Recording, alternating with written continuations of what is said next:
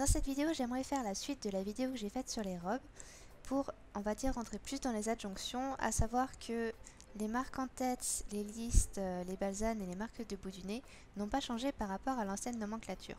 Si vous n'avez pas vu la précédente vidéo, je vous invite à cliquer sur ce lien pour essayer de comprendre un petit peu la logique. En soi, les marques qu'on va aborder, si vous voulez, elles ne rentrent pas dans le nom de la robe.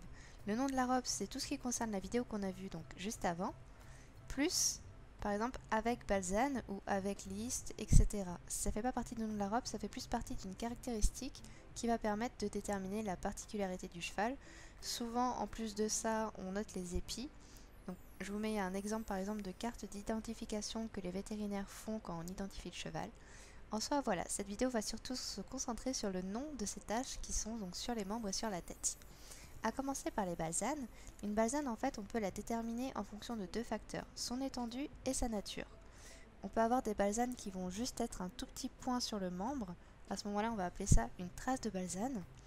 On a aussi des principes de balsane. Ça, c'est quand le bracelet de la balsane fait vraiment juste la couronne, que ça dépasse pas. Quand le blanc va au niveau du pâturon mais qu'il n'a pas encore englobé le boulet, on appelle ça une petite balsane. Quand la tache blanche va englober le boulet, on va appeler ça une balsane. Lorsqu'elle va monter à mi-canon, on va appeler ça une grande balsane. Après, si elle monte en dessous du genou, on va dire une balsane chaussée. Et si elle est au-dessus, on va dire une balsane haute chaussée.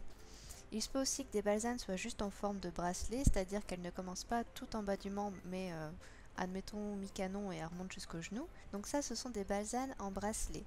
Lorsque la tache blanche va passer au-dessus du genou, au-dessus du jarret, que ça va monter vraiment vers l'épaule et tout, on appelle ça une panachure, c'est plus une balsane.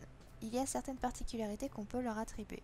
Par exemple, une balsane peut être herminée, c'est-à-dire qu'elle présente des petites taches noires dans la tache blanche. Elle peut aussi avoir des tweetures, c'est-à-dire qu'elle présente des taches fauves ou grises dans la balsane. Elle peut être mélangée, c'est-à-dire quand c'est juste quelques poils qui sont au niveau en fait des balsanes, mais que ça fait pas vraiment une tache blanche. Elle peut être bordée quand la jonction entre la robe et la tache blanche n'est pas franche. Ou alors irrégulière où justement ça ne fait pas une grande ligne blanche. Alors une balsane c'est pas toujours la même sur chaque pied, il peut y avoir différents types de balsanes sur le même cheval. Alors les premières marques de la tête, ça va être sur le front. Après tout ce qui va être sur le chanfrein, ça va être les listes. Donc tout ce qui se passe sur la tête, on appelle ça les marques en tête. On les détermine avec cette fois-ci 4 facteurs, pas de panique, c'est pas plus compliqué. Il y a d'abord l'étendue, donc soit c'est quelques poils en tête, soit ça va être faiblement en tête, c'est quand il y a moins du tiers du large du front qui est pris donc par le blanc, soit c'est un en tête, très généralement c'est ça, soit c'est fortement en tête, c'est quand plus de la demi du front est blanc. Alors après, selon les cas, on peut parler de forme, donc ça c'est le deuxième facteur, on a des pelotes, des étoiles, des losanges, des croissants ou alors des en-têtes totalement irréguliers, qu'on appelle justement en-tête irréguliers. En fonction de la place qu'ils peuvent avoir s'ils ne sont pas au centre, on peut dire en tête à droite ou en tête à gauche. Ça c'était le troisième facteur. Et enfin, ils peuvent aussi avoir des particularités, comme par exemple être mélangés. Il ne faut pas confondre quelques poils en tête et mélangés. Mélangés en fait c'est comme si vous avez vraiment la pelote ou le losange, mais que c'est vraiment quelques poils qui forment le losange ou l'étoile. À la différence de quelques poils en tête où il n'y a même pas de forme tellement il n'y a pas du tout de poils.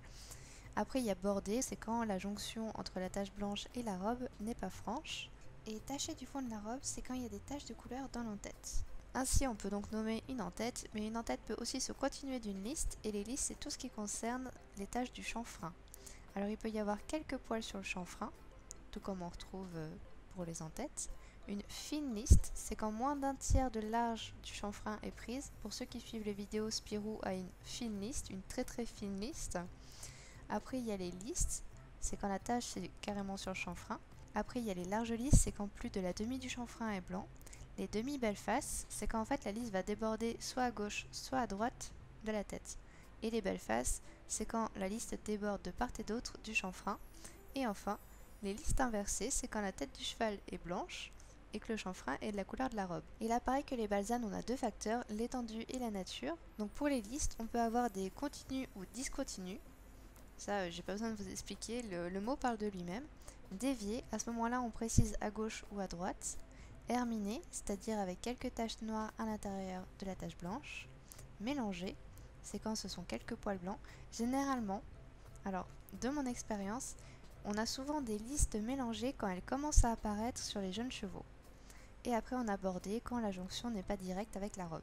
Enfin, on a les autres taches sur le nez et les lèvres. On va avoir le ladre, donc c'est une tache sur le nez qui va présenter une peau rose, à côté du grisonné, qui lui est une tache sur le nez qui va présenter une peau noire. Et après on a le bois dans son blanc, c'est quand le blanc s'étend jusqu'à la bouche et le menton. Ainsi vous avez tous les éléments pour nommer les robes d'un cheval et ses particularités. En soi voilà, j'espère que ça pourra vous aider pour préparer vos galops. Je pense pas qu'on vous demande exactement tout ce que je viens de vous dire, c'était vraiment pour faire quelque chose de complet. Alors n'hésitez pas à envoyer des retours si ce genre de vidéo théorique vous plaît, ça me ferait plaisir de savoir pour voir si je vous en fais d'autres sur d'autres thèmes. Voilà, je vous souhaite une bonne soirée et bonne chance pour vos galops.